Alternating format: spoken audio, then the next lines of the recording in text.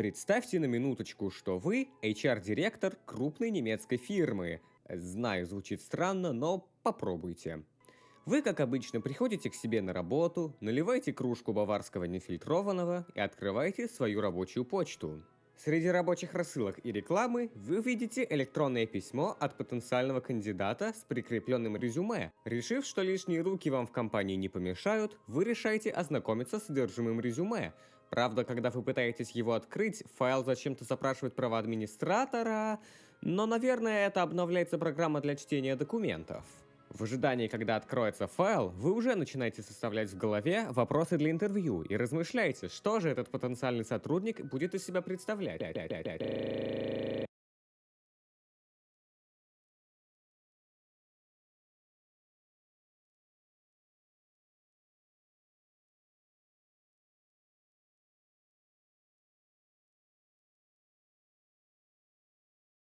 Примерно вот это почувствовали сотрудники тысяч немецких и не только компаний в марте 2016 года.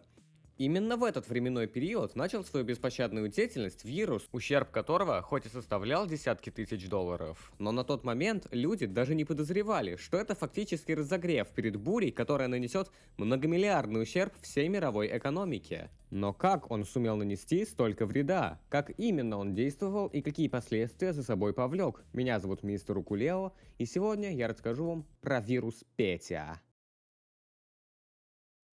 По своей сути, Петя — это программа-вымогатель и шифровальщик. Попав на компьютер жертвы и получив права администратора, он, в отличие от других вымогателей, не шифрует файлы на жестком диске пользователя, а вместо этого шифрует таблицу MFT и перезаписывает загрузочную запись MBR.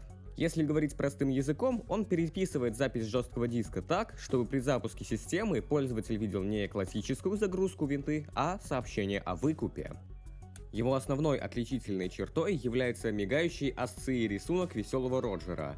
Страшно представить эмоции обычных пользователей, увидев сначала синий экран смерти, а потом это. Особенно учитывая, что сильнее всего были атакованы офисные ПК.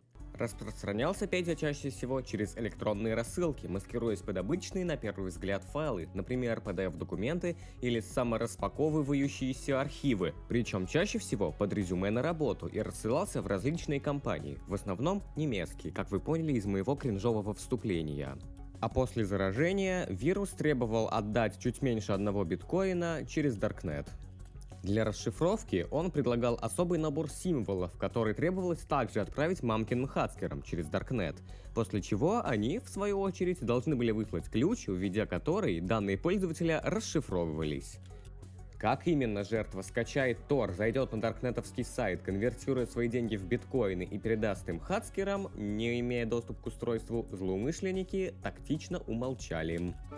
А тебя это ебать не должно. И если в ранних версиях шанс расшифровки данных был, но не гарантировался, то поздние версии зачастую просто не имели такой возможности из-за багов или же намеренно.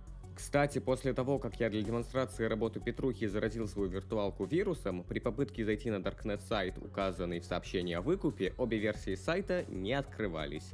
Что неудивительно, сайты вымогателей редко работают дольше нескольких недель, прежде чем их прикрывают спецслужбы или авторы сами их выключают. Что ж, похоже, файл тайны мироздания так и останется зашифрованным.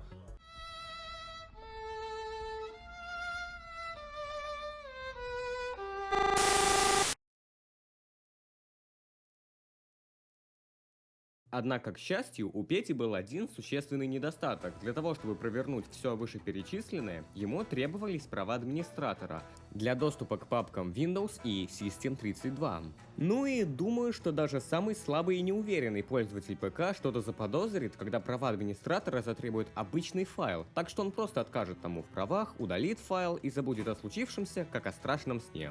Однако спустя пару месяцев мамкины хакеры все же решили эту проблему и выделили Пете напарника по имени Миша.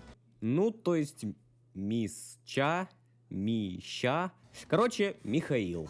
Ну и, кстати говоря, тот факт, что название вируса написано именно так, говорит о том, что, скорее всего, авторы обоих вирусов не являются русскоговорящими людьми и не знакомы с транскрибированием русских имен. Так что русские хакеры в этот раз оказались не при делах. Но мы отвлеклись. Отличается Миша от Пети, во-первых, тем, что его основной цвет не красный, а зеленый, во-вторых, тем, что он уже шифрует именно файлы пользователя, а не весь жесткий диск, и в-третьих, для своих черных дел ему не требуется прав администратора. Он просто шифрует вообще все файлы на устройстве жертвы, при этом игнорируя, собственно, папки, для которых требуются права администратора: Windows, System32 и другие, а также файлы браузеров: Chrome, Opera, Firefox и так далее, чтобы пользователь все-таки смог оплатить выкуп. Если проводить аналогию, давайте представим, что ваш жесткий диск — это дом, в котором хранятся все ваши личные вещи. Петя меняет ваши замки и требует выкуп за то, чтобы выдать новые ключи, при этом ваш кошелек и карточка остались заперты внутри. А Миша запирает каждую отдельную вещь в отдельный сейф. Он запирает вообще все ваши вещи, даже мебель, но при этом не трогает конкретно кошелек и карточку. Да и заходить в дом вы можете без проблем. Правда, жить там будет, мягко говоря, не очень. После шифрования всех файлов Миша создает на рабочем столе пользователя два файла с названием Your Files are Encrypted, или ваши файлы зашифрованы, в формате TXT и HTML соответственно. В этих файлах содержится та же информация, что и у Пети. Ваши файлы зашифрованы, слышь, плоти. Причем после этого, скажем так, обновления, Миша всегда идет в одном комплекте с Петей. Таким образом, запустив файл с вирусом, пользователь автоматически становится обречен. Если после того, как файл затребует права администратора, пользователь согласится, запускается Петя. Если же пользователь засомневается и выберет «нет», активируется Миша. Так что если вдруг вы каким-то образом оказались в ситуации, при которой у вас требует прав администратора обычный на первый взгляд файл, лучшим вариантом будет закрыть это окно через крестик. А еще через некоторое время разрабы выкатили новый продукт — GoldenEye, уже желтый, который комбинировал в себе и Петю, и Мишу. Он шифровал и жесткий диск при наличии прав администратора, и файлы при их отсутствии. При этом и в том, и в другом случае пользователю высвечивалось сообщение о том, что его устройство заражено именно золотым глазом. Звучит как какое-то венерическое заболевание.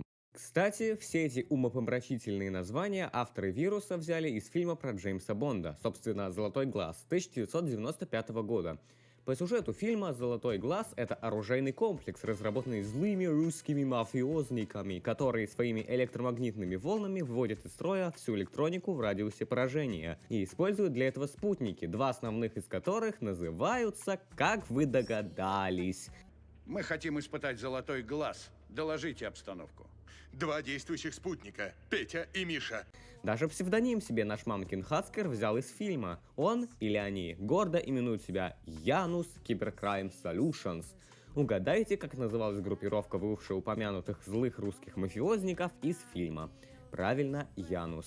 Правда, доподлинно неизвестно, действует ли этот Janus в одиночку, или же это целая киберпреступная группировка, но давайте для удобства я буду говорить о нем в единственном числе.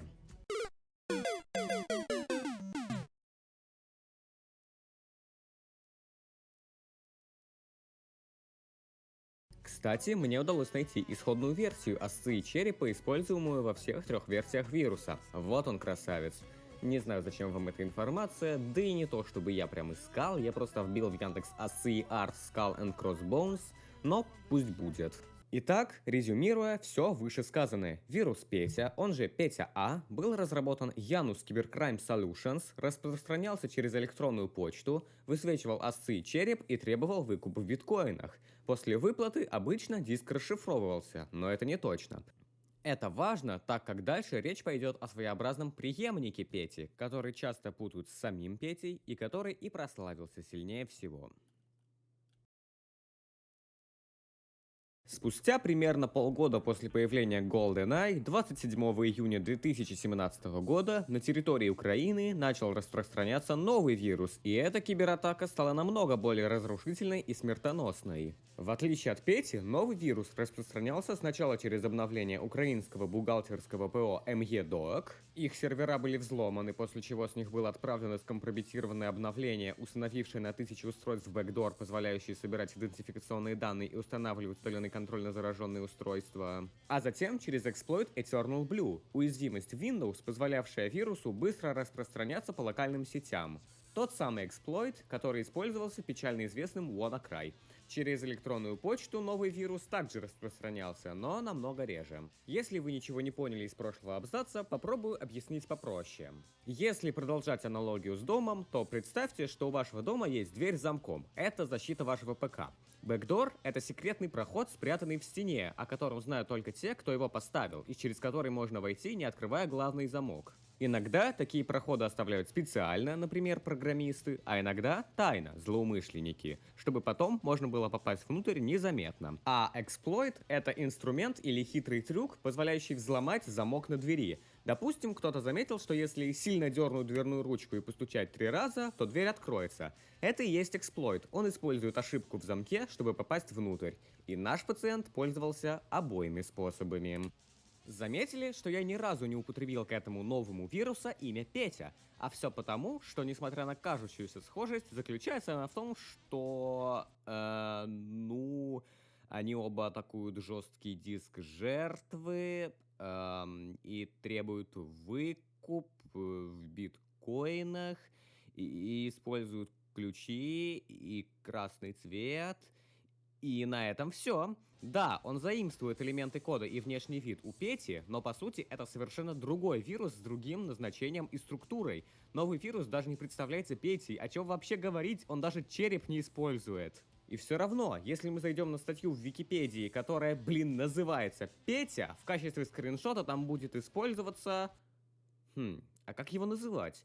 Чаще всего его именуют Not Петя или Экс-Петр, однако это заставляет некоторых людей думать, что это просто новая, улучшенная версия Пети, что, напоминаю, в корне неверно. Петя и вот этот вот вирус абсолютно никак не связаны между собой. И чтобы это подчеркнуть, давайте назовем его Джонни. Так вот, Википедия мало того, что в статье под названием «Петя» использует скриншот Джонни, так еще и черным по белому пишет: уплата выкупа является бесполезной, так как версия Петя 2017 года, названная Not Петя, не предполагает возможности расшифровки информации на жестком диске. Лишнее напоминание о том, какой Википедия достоверный источник информации. Но мы отвлеклись. В одном Википедия не соврала. Краеугольное отличие Джонни от Пети в том, что Джонни, как было сказано ранее, изначально был нацелен не на получение прибыли, а на полное уничтожение информации на жестком диске. А ключ, который он предлагал отправить в обмен на данные, буквально рандомный, ничего не значащий и нигде не сохраняющийся набор символов, а значит дешифрация невозможна в принципе. Как я уже говорил, впервые Джонни был замечен на территории Украины, и уже через несколько часов после начала атаки были парализованы Киевский метрополитен, большая часть критической энергоструктуры, заводов и банков, и даже система контроля за Чернобыльской АЭС. Вот было бы прикольно, если бы создатели Джонни нечаянно уничтожили население всей планеты. А еще через несколько часов вирус перекинулся с Украины и на другие государства, атаковав крупнейшие европейские компании, больницы, магазины, аэропорты, и это лишь малая часть. За первые сутки от действий Джонни пострадали Украина, Италия, Израиль, Сербия, Венгрия, Румыния, Польша, Аргентина, Чехия, Германия, США. Всего было задействовано более 80 стран. России тоже досталось. Пострадали такие компании, как Сбербанк, Роснефть, Хоумкредит и другие. Общий ущерб, нанесенный Джонни, составил, вы только вдумайтесь, 10 миллиардов долларов. По сей день это одна из самых крупнейших кибератак в истории. Все дошло до того, что Янус, автор оригинального Пети, выложил ключ дешифрования для своего, точнее своих творений. Видимо, увидев, что творят люди, вдохновившиеся им, ему стало стыдно, и он решил хоть как-то это компенсировать. Я попробовал скачать и использовать дешифратор, более того, мне выдало ключ дешифровки, но есть один нюанс. То ли у меня проблемы с кодировкой, то ли Петя за эти годы настолько проапгрейдился, но программа выдала мне вот это. УАО, пуль-пуль-муль. Как вы понимаете, ввести такое будет немного проблематично, особенно учитывая, что Петя не поддерживает русскую раскладку. И да, эта программа была бесполезной для жертв Джонни, так как расшифровывала она только оригинального Петю, Мишу и GoldenEye.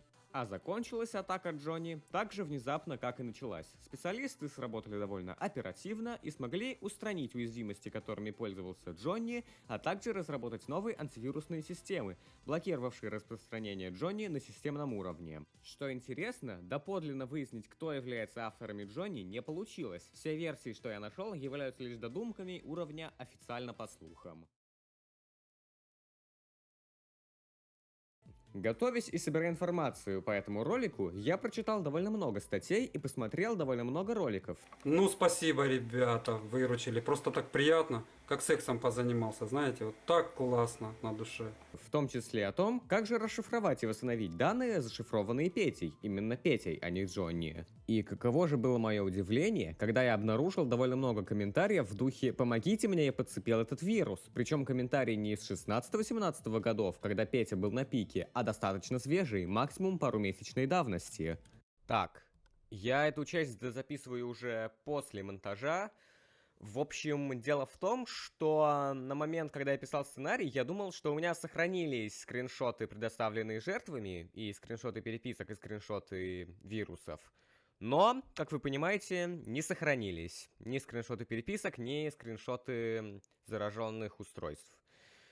Так что в следующей части вам придется верить мне на слово, но в свое оправдание скажу, что мне просто нет никакого смысла и никакой выгоды врать. Так что, в общем, верьте мне, зуб даю, все так и было на самом деле.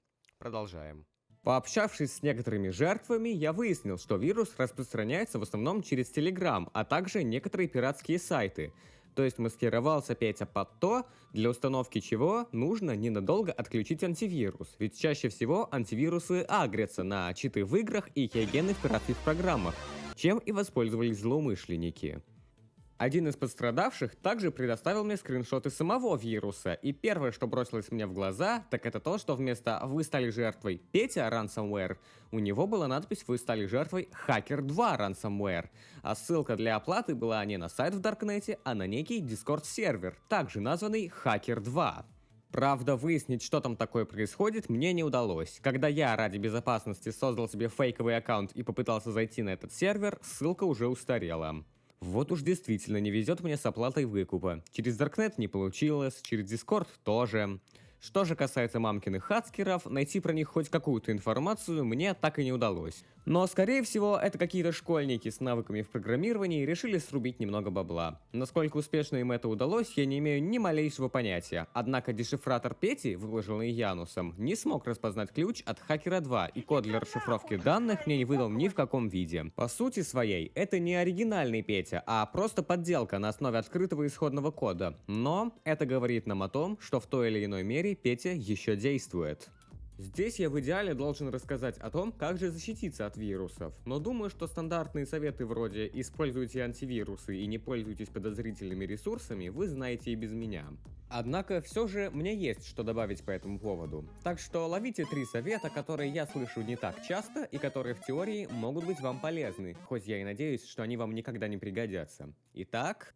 Во-первых, когда вы скачиваете пиратские программы или игры, особо внимательно изучайте отзывы на сайте. Если их либо нет, либо все положительные отзывы написаны в одинаковой манере в один и тот же временной промежуток, бейте тревогу. Лучше потратить пару минут на дополнительное исследование. Гуглите название сайта или ресурса, ищите мнение настоящих пользователей. Если на сайте большое количество накрученных положительных отзывов, значит, скорее всего, с ресурсом что-то не так. Второе. Если вы все же столкнулись с вирусом-вымогателем, никогда не отправляйте деньги злоумышленникам.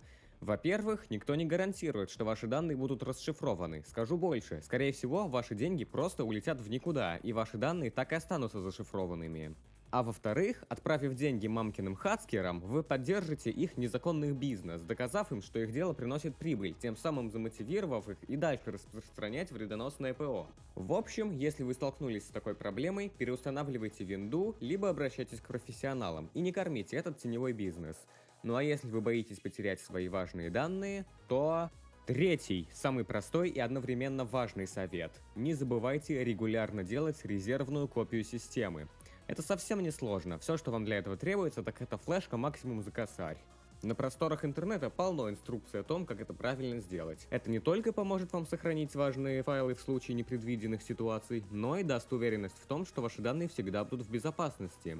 Так что потратьте немного своего времени и не забудьте о создании резервных копий. Это мелочь, но она может спасти вам нервные клетки, если что-то пойдет не так. И помните, всегда лучше потратить 5 минут своего времени на лишнюю проверку, чем впустую потерять кучу времени, нервов и, возможно, своих важных данных. Как говорится, предупрежден, значит вооружен. Меня зовут Мистер Укулео, и я не прощаюсь.